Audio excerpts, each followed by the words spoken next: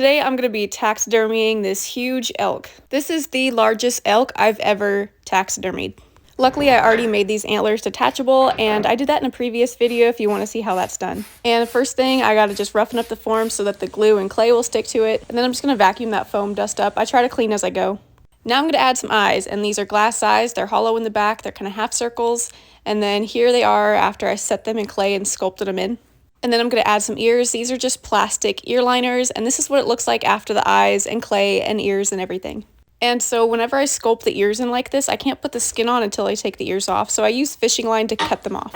And because this elk is cut down the back, I'm going to be mounting it upside down, so I spun it around and lowered it. I'm adding glue to the entire mannequin.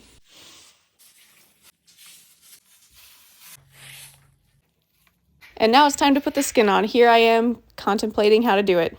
This elk was huge and I am small, so it's quite the challenge, but not impossible. I draped the skin over the mannequin and started just kind of arranging it in place, pulling it where it needs to be, and just started moving that skin around. Once I have everything kind of in place, I'm going to spin it back around.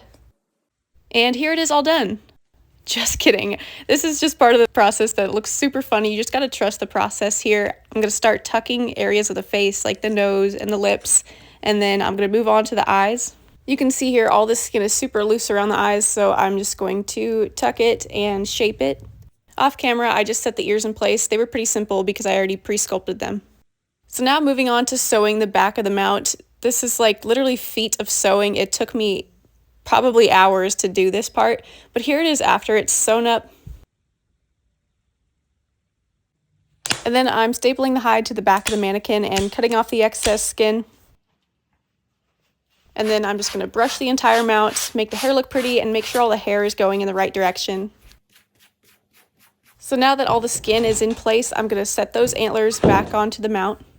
And here's what the elk looks like, almost done. Like all taxidermy animals, this mount has to dry for a couple weeks, and then I can do finish work, paint it, and it can be completely finished. But this is done for now.